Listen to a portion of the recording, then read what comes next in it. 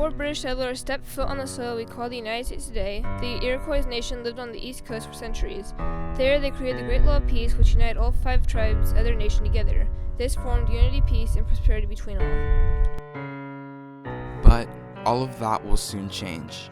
All of a sudden, European settlers began to appear on Iroquois soil. The nation still tried to follow their Great Law of Peace and create unity with the new settlers. But as more and more European settlers began to invade Iroquois land, keeping their peace and unity became harder and more difficult for them to follow.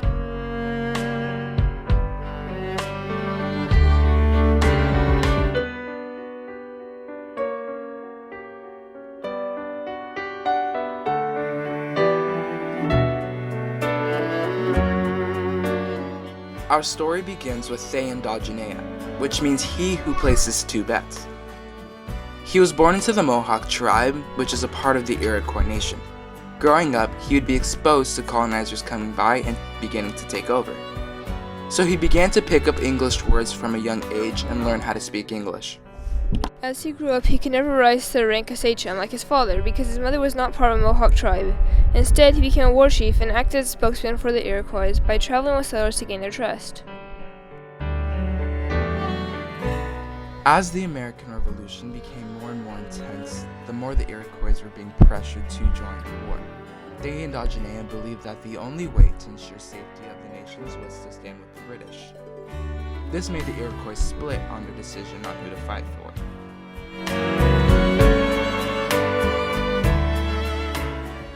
Thayendanegea influenced half of the tribes to fight with the British, while the other half fought with the U.S. This meant that the war was now Iroquois versus Iroquois. This also led to the destruction of their unity.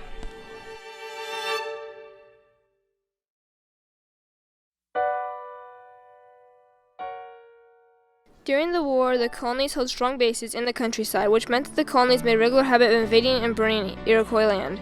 Among the Iroquois, the war was not called the Revolution. Instead, they called it the burning of the valleys. As for Thayendanegea, he attacked colonial outposts on the New York frontier. He also devised war tactics that were carried out at both the Wyoming Valley Massacre and the Cherry Valley Massacre.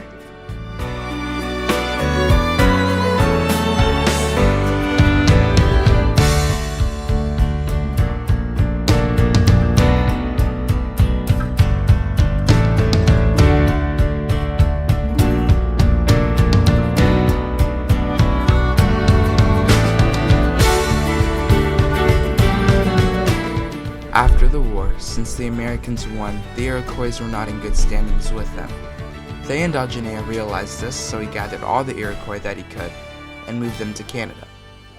This ensured safety from the Americans. Sadly, after the war was over, the Iroquois nation fell apart due to their battles against one another during the war.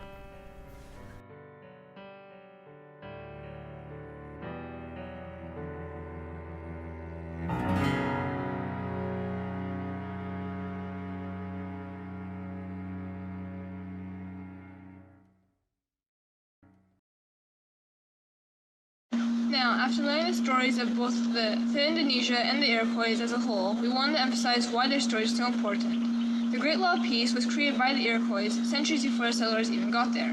It talked of peace, unity, and equal power, which are all things that sound pretty similar to our modern-day Constitution. In fact, the Iroquois' Great Law of Peace helped to influence our founding fathers in creating the very first Constitution. Their stories should be told because they had a huge impact on our governing and way of living that we have today. The U.S. was founded on the Federalist governing principles of the Iroquois. But how do we repay them? We as a nation have decided to repay them by forcing the Iroquois out of their own territory, and instead living in reservations or over in Canada. And to this day, their stories have been forgotten by many people. My partner and I have realized that their stories should not be overlooked anymore. So, we hope that you take into consideration the influence that the Iroquois had on the creation of our nation that we have today. Thank you.